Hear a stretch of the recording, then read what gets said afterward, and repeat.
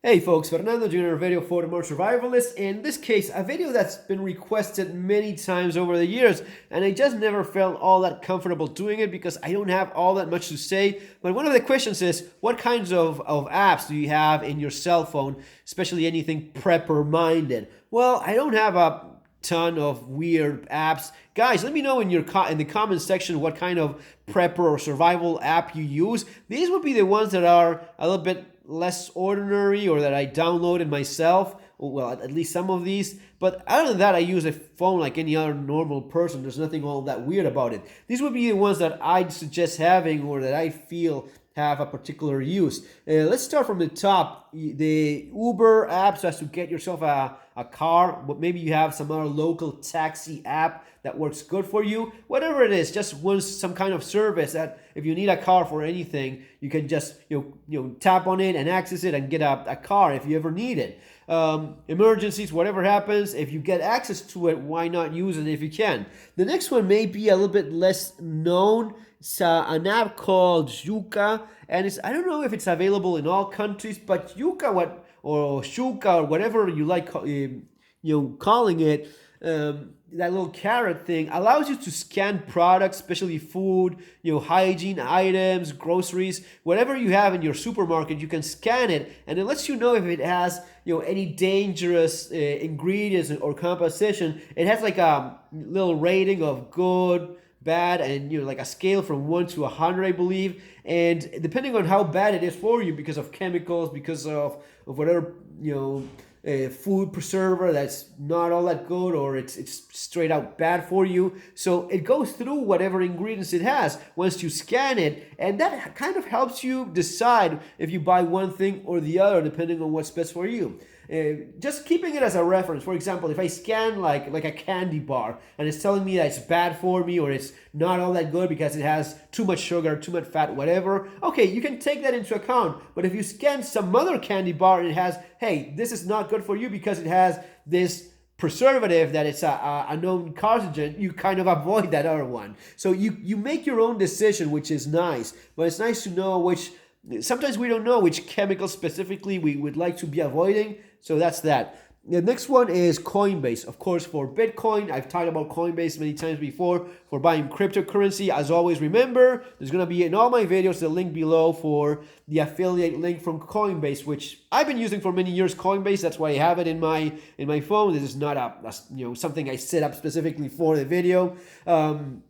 But if you use the affiliate link, if you buy $100 of $100 worth of Bitcoin, you get $110 worth of it, and I get a $10 commission for you guys using that link. So win-win situation, the kind of thing that it's kind of cool to have.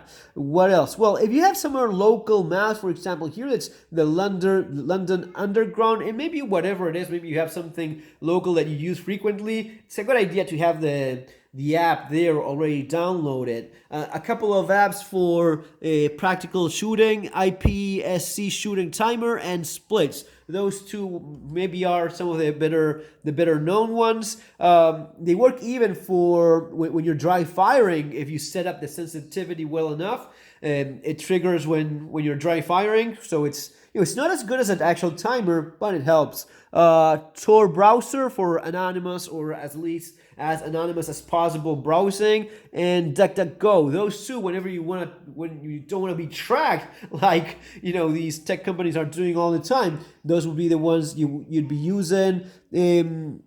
QR reader. Especially these days with the pandemic and all, sometimes when you go to restaurants, instead of having a menu, you have a code that you scan with your phone, and there you have whatever menu and a pile of other things. It's just practical to have there. Google Maps, maybe the thing I use the most for navigation. It's just practical. Once you get around on using it, I guess everyone uses Google Maps as to move around, and the navigation is quite decent too.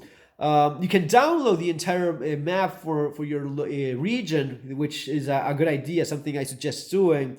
What else? I have Life 360 there. Life 360 is an app so as to track people, from your family, your wife, husband, kids. And here's where all the conspiracy theory starts. Oh, you're going to be tracked dude, you're already tracked by the exact people that you don't want to be tracked. This type of app, Life 360, what allows you is to track the people you actually care to know where they are. So a loved one coming back from work, from the office, from college or whatever, you see where they're going, if they're about to get home or not. It makes, I mean, you're not tracking all day long like a stalker, but it just makes life easier at times. And even if you're actually lost, it's handy. Or if you need help, someone can see that you're not where you typically would be, whatever it is. You can send like an SOS signal, like an emergency message. So it's cool. Look it up. One more thing, radio FM. That's something that I always try to have in my phones. I try to get a phone that is waterproof, that is pretty dust proof and resistant, and that it has an integrated FM radio. This is not just an app that's to listen to the radio through the internet like most phones have. This is an actual FM radio in the phone, which if you use the headphones, if you use these, then it works as an antenna. You actually need it. If not, it's not going to be working. So you need this to work as an antenna, and that allows you to listen to FM radio, which, preparedness-wise, survival, disasters, if something goes wrong, there's no network, there's no internet, there's nothing, at least you'll be able to listen to FM radio, which is by far maybe one of the most resilient sources of information that you have during a disaster. And you can have it there in your phone as long as you remember to have one of these. If not, it's not going to be working. But as long as you do, there it is. One more thing, Signal. There you have, Signal would be like your WhatsApp that's more secure, encrypted and whatnot. A lot of people are using Signal these days, and I absolutely get it why it is. It's a lot more secure, it's a lot more private. So Signal is a good way to go instead of going with your WhatsApp, which is kind of crappy. But there it is, Signal, another way. One more app that's kind of similar to that is, Telegram. Some people don't like it as much. I think it's a good in-between, or at least for some time. I did use it, and I still have it there. The Authenticator, that is for Coinbase. Coinbase is pretty secure, and one of the things it uses is the authenticator, so as to get a separate code beside the integrated security in the app itself. Man, you should always have your separate wallet. Don't leave your coin, whatever it is, in Coinbase. Always, when you have a decent amount of it or whatever, always better to hold it yourself in a separate wallet that you control separate from Coinbase. But that's what you use as to access your coins in Coinbase in a pretty secure manner, I guess. So Messenger and just Google Photos, which I guess I use like everyone else. It's just handy to have the application there, and it backs up your photos and such.